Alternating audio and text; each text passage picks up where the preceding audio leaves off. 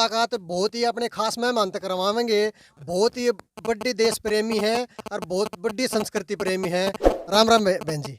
जय हिंद जी। तो आपका नाम है जी सरिता जय हिंद। तो ये जय हिंद क्यों लगा हुआ है नाम के पीछे?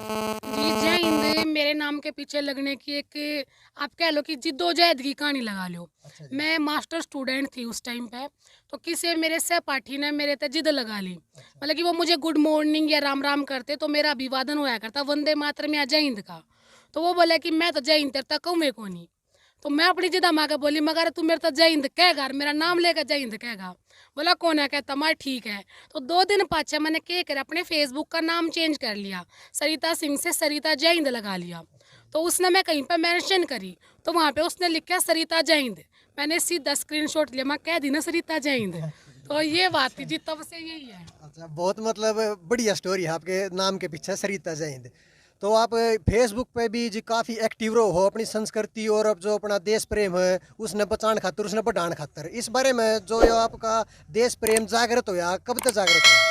ये मैं जब से मैंने हिंदी पढ़नी स्टार्ट करी है ना, मतलब मैं 4.5 या 5 साल की थी उस टाइम तक मैं अपने पापा जी की डायरी पढ़ा करती। मतलब जो है स्कूल की किताब पढ़ता है पहला मैंने मेरे पापा की डायरी पढ़ी है। तो फौज से तो मेरा वहीं से ही कनेक्ट में हो गई थी, क्योंकि मेरे पापा जी फौजी हैं, सीआरपीएफ में हैं। तो वहीं से मैंने उनकी लाइफ के बारे में पढ़ना शुरू किया, कितना संघर्ष करते हैं, फिर वो फील लेती थी मैं। तो इसीलिए फौज से जुड़ा हुआ है। दूसरा आपने पूछा कि भाई देश की तरफ, तो देश और समाज की तरफ अपने आप मुझे ही नहीं पता कि कब मैं इतना जुड़ गई कि मैं देश और समाज को कोई एक क्षेत्र या देश का नाम नहीं मानती, मैं उसने एक इंसान नहीं मानूं कि वो एक इंसान है। जी।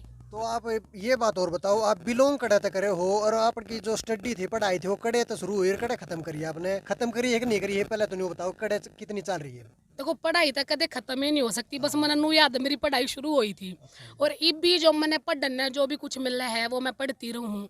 तो अब मेरे को ये लगा कि मैं अपनी हरियाणवी संस्कृति को लेके मैंने सोचा कि भाई इसको मैं इसके बारे में मैं डीपली पढ़ूँ, क्योंकि जहाँ आपने देखा है ना आज के टाइम पे छोटी छोटी चीज़ें लेकर विवाद होने लग जाए। चाहे किसी की कोई राइटिंग ले लो, कविता ले लो या कहानी ले लो, उन चीज़ों ने लेकर है। तो मैंने पढ़ाई की, मैं अपने बात बताऊँ, अब तक मेरे पास मास्टर की डिग्री है।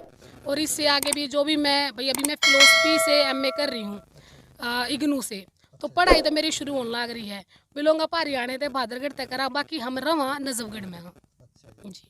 तो आपने यो प्रोग्राम जो देश प्रेम है अपने फेसबुक पर जागृत करो हो, संस्कृति ने बचाओ हो, यो प्रोग्राम संस्कृति बचाने देश प्रेम का तो आपने बता दिया, अपने पापा की डायरी पर डाल दे। संस्कृति का और बताओ आप कुछ। जब तक मैं सोचने लगी हूँ ना, मतलब जब तक कि मैं अपने आप में क्या करती, सरिता एक कुएं का मेंढक है, मतलब मेरे आसपास की ज़िंदगी ही मेरे लिए वही पूरा संसार था।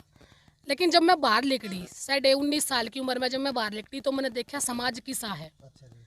तो जब मन में टीस पैदा हो गया, यानी कि चिंता करने लगी मैं, और जड़े चिंता ना जाने फिर उड़ाया करे संस्कृति समाज संस्कार हम अपने आसपास ने चेंज करने की सोचा करे।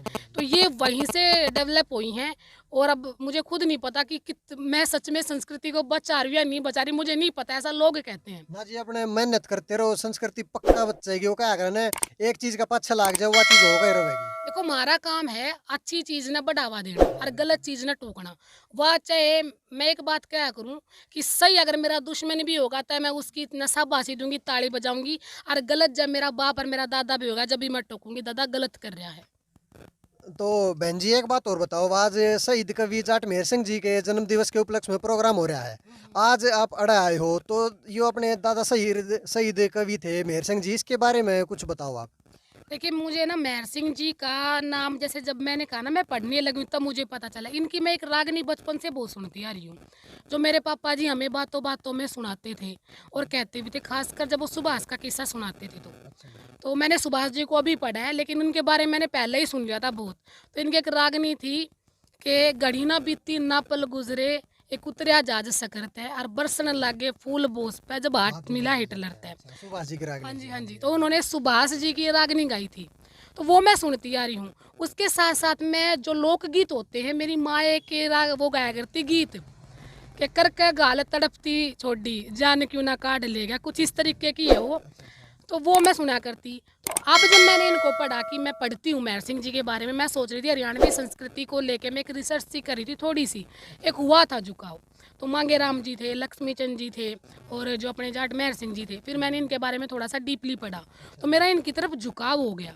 वो झुकाव क्यों हुआ कि मैंने हर एक लेखक की जो है ना लेखनी देखी कि देखो कवि कुछ भी लिखता है उसमें वो अपनी सोच जरूर डालता है, समाज का चिंतन डालेगा तो उसमें भी वो अपना चिंतन डालेगा। यानी कि हम कह देते कि कवि कल्पना करता है, लेकिन कल्पना भी वो अपने दिमाग से करता है ना, तो वो कल्पना भी उसकी होगी। अब कल्पना के ऊपर वो अच्छी होगी या बुरी होगी। तो इनकी अलग अलग थी, लक्ष्मी चंद जी की अलग थी और बात करें संत शिरोमणि मांगेराम जी की तो उनकी अलग थी। उन्होंने सामाजिक धार्मिक बहुत सारी चीज़ें की। अपने जो कवि जाट मेहर सिंह जी हैं इन्होंने प्रेम रस पे भी खूब लिखा, इन्होंने हर फील्ड में लिखा है। प्रेम रस पर विरह पे इन्होंने अपनी जो पत्नी थी उनके विरह को दर्शाया कि भाई एक औरत की क्या हालत हो जाती है। साथ ही साथ इन्होंने देश प्रेम के ऊपर इतना कुछ लिखा, यानी कि उस टाइम पर जो हमारा युद्ध चल रहा था आज़ादी का, तो जो युवा थे फौज में भी थे, ठीक है, शायद मैंने कहीं भी पढ़ा कि शायद आज़ाद हिंद फौज से भी रिलेटेड कुछ थे, उनके भी कुछ ऐसा था। तो फौज में जोश भरण के खातर और उन तब बताने के खातर उन्होंने बहुत सारी रागनियाँ जो है लिखी हैं, गाई हैं। तो उन चीज़ों ने लेके भी हम देखा तो इनका आज़ादी की लड़ाई में भी एक महत्वपूर्ण योगदान रहा है। कहते हैं कि हथियार तो ठाले है हर कोई, लेकिन हथियार न ठाने की हिम्मत हर किसी की ना होती। और हथियार जब बैठाया जाएगा जब हम किसी ने प्रोत्साहित करेंगे कि बेटे तू यो काम कर देगा और ठाले, तो वो काम जो है जाट मेहर सिंह जी की कलम ने कराया था कि उन्होंने बच्चे बच्चे के अंदर देशभक्ति प्रेम जो कूट कूट कर भर दिया था और आज़ादी की लड़ाई की जो लो थी उसको ज्वाला बनाया था। अच्छा ये बात बताओ जी, आप इन तय पढ़ के आप प्रेरित हो गए, प्रोत्साहित हो गए, आप भी कुछ लेखन का कुछ कार्य करो? देखो लिखती तो मैं रहती हूँ, मैंने बोला ना मैं चिंतन करती हूँ और चिंतन में भी कल्पनाएं ऐसी होती है कि मेरा भारत ऐसा हो, मेरा हरियाणा ऐसा हो, मेरा समाज ऐसा हो। हरियाणा हरियाणा नहीं, मेरा समाज ऐसा हो, तो उसमें मैं भी कुछ लिख लिया करूँ। तो आज ही मैंने जो है किसी ने कहा मुझे कि आप तो जाट मेहर सिंह जी की प्रशंसक हो, वही फैन हो, तो आपने उनके बारे में क्या माना लिखा। मगर यार इतनी मान शख्सियत के बारे में मैं क्या लिखूँ। तो मैंने 2 लाइन ये लिखी थी कि लिखूँ तेरे खातर मेरी कलम में इतना जोर कोन्या, मैं के लिखूँ तेरे खातर मेरी कलम में इतना जोर कोन्या। और यूं तय कवि गणे हैं दादा, कि यूं तय कवि गणे हैं दादा, पर तेरे जैसा कवि कोई और कोन्या। वाह भाई वाह, तो बहुत ये बढ़िया, 2 बहुत लाइन बढ़िया। लिखी थी मैंने। अच्छा एक बात और बताओ जी, जब अपने दादा कवि थे मेहर सिंह जी जब गाया करते, और अब भी घने कलाकार हैं, बहुत कलाकार गाँव में भी हैं, लिखे भी हैं, उन कविया में और इन कविया में कुछ अंतर दिखा आपने?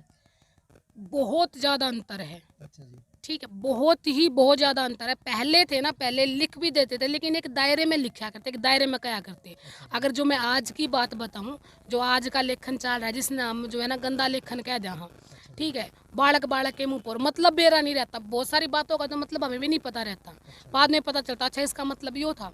तो पहला में इसमें ये है कि पहला ना हम किसी ने जो शिक्षित करा करते।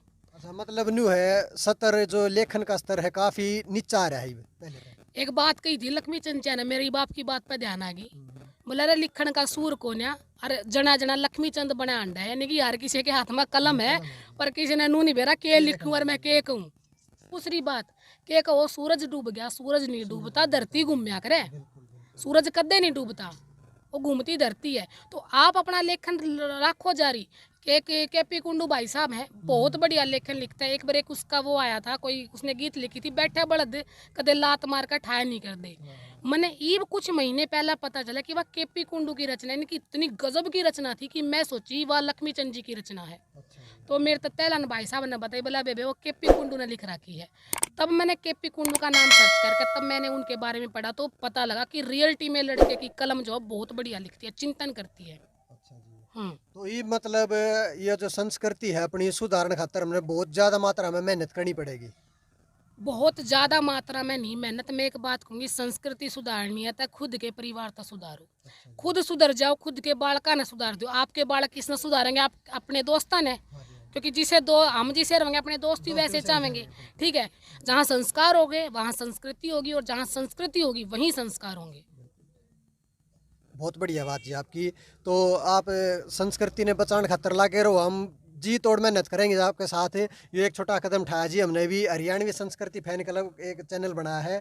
तो इसने सब्सक्राइब करने की कह दो जी, अपने दर्शक हैं ये, एक बार करियो जी रिक्वेस्ट। भाई जितने भी मेरे भाई हैं, मेरे यार दोस्त हैं, सारे के सारे सब्सक्राइब कर लियो चैनल ने। और जितने भी लिखण वाले हैं, बढ़िया लिखो, चाहे किसा भी लिखो। देखो थमनू को हो ना, हमने सपोर्ट नहीं करते, थम बढ़िया लिखो, क्योंकि थारे दौरे कलम है तो उसने हम सपोर्ट करांगे। थारे तय हाथ तक नहीं जोड़ूंगी, थारे तक के बात कहूँगी कि अपनी संस्कृति अपने संस्कार ने बचा लो ना। तय कारण है कोई थारे घर आकर थारे मुंह पे आकर थारी बाण बेटी ना उल्टा बोल लगा। जब मन्ना कह दियो अक मारे तो यो के कर दिया किसने, के कह नहीं। जय हिंद, वंदे मातरम। बहुत बहुत बढ़िया बात कही बहन जी ने भाई, करियो सब्सक्राइब। और जो बहन जी ने बात कही ना, सारे ने याद रखियो, अपनी संस्कृति सुधारना अपने हाथ में है। सारे भाइयों राम राम, जय हिंद।